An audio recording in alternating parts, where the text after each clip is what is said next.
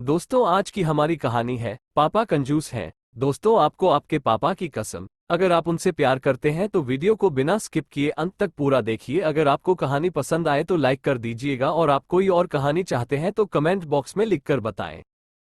ये कहानी है एक नौजवान लड़के की जो गुस्से में अपने घर से निकल आया है और बड़बड़ा रहा है, छुपा कर रखते हैं सारे पैसे।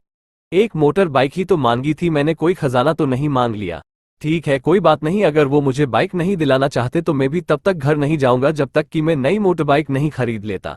लड़का ये गुस्से में बड़बड़ाते हुए जा रहा, तभी उसके पैरों में कुछ चुभा। पैरों की तरफ देखा तब उसे रियलाइज हुआ कि वो हड़बड़ी में अपने बदले अपने पापा के जूते पहन कर आया। पैरों में क्या चुभ रहा है ये देखने उसने जूते चेक किए तो उसने पाया कि जूते में से एक छोटी सी किलोबर आई है जो बार बार उसे चुभ कर घाव बनाने की कोशिश कर रही है। गुस्से में वो फिर बड़बड़ाया, मैं ठीक ही सोचता हूँ, मेरे पिता सच में बहुत कंजूस है। देखो कितने पुराने और क्या घटिया क्वालिटी जूते इस्तेमाल करते हैं। पता नहीं सारा पैसा छाती पर लेकर जाएंगे क्या। लड़का अपने गुस्से और बबौखलाहट में आगे बढ़ता रहा। थोड़ी दूर जाकर एक बगीचे तक पहुंचा, वहां पर बेंच पर बैठ गया। अचानक वहां पर उसे याद आया कि वो अपने साथ अपने पापा का वॉलेट भी उठाकर लाया था। उसने सोचा आज पता चलेगा पापा पैसे कहाँ छुपा कर रखते हैं।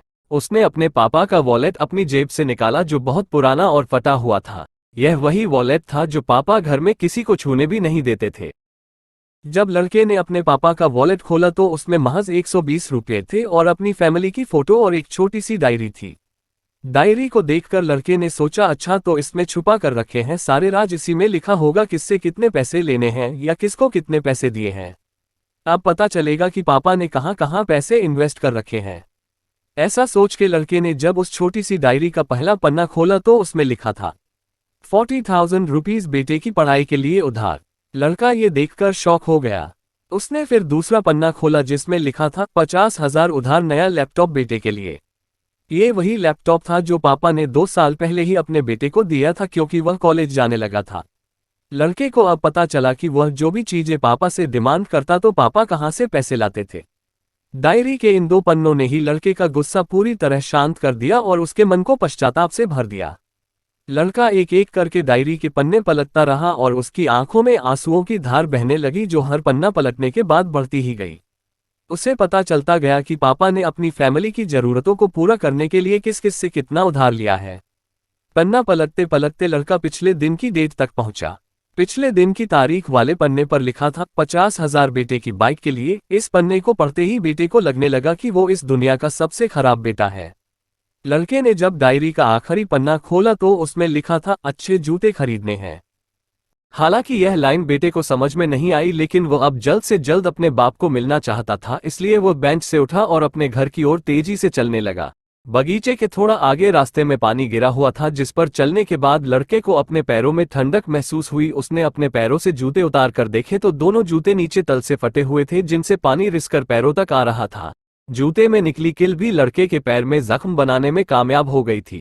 अब बेटे को माँ की वह बातें याद आई जब माँ पापा से कहा करती थी, अब तो नए जूते ले लो, कितने पुराने हो गए हैं। और पापा ये कहकर टाल दिया करते थे, अभी तो लिए हैं, कुछ साल और चल जाएंगे। बेटे ने दोनों जूते उतार कर फेंक दिए और फूट फूट कर रोने लगा। लड़का बड़ी तेजी से अपने घर की तरफ दौड़ा, न जाने उसमें इतनी ताकत कहाँ से आ गई कि रास्ता बहुत लंबा होने के बावजूद वो थोड़ा भी नहीं थका और सीधे अपने घर ही जाकर रुका। घर जाकर उसे पता चला कि पापा घर नहीं है, मगर उसे पता था कि पापा कहाँ मिलेंगे। वो तुरंत नजदीक के बाइक डीलर के शोरूम पर गया जहां पर उसका बाप उसके लिए नई गाड़ी खरीद रहा था। लड़का दौड़कर अपने बाप के गले से लग गया और फुट फुट कर रोने लगा। जब पिता ने लड़के से पूछा कि क्या हुआ तो लड़के ने अपने पिता से माफी मांगी और कहा कि मुझे बाइक नहीं चाहिए, इन पैसों से आप अपने लिए नए जूते खरीद लीजिए और आगे से मैं कोई भी चीज खुद के कमाए पैसे से ही लूंगा। मैं बड़ी मेहनत करूंगा और आपका कर्जा भी चुका दूंगा। ये सब सुनकर पिता की आंखों में भी आंसू आ गए खुशी के। दोस्तों, बड़े खुशनसीब होते हैं वो लोग जिनके माँ बाप होते हैं, लेकिन अक्सर हम माँ बाप की मजबूरियां नहीं समझा करते। आशा करता हूँ ये कहानी जानने के बाद आप लोग माँ बाप द्वारा इनकार की गई बातों की गहराई को समझने की कोशिश करोगे।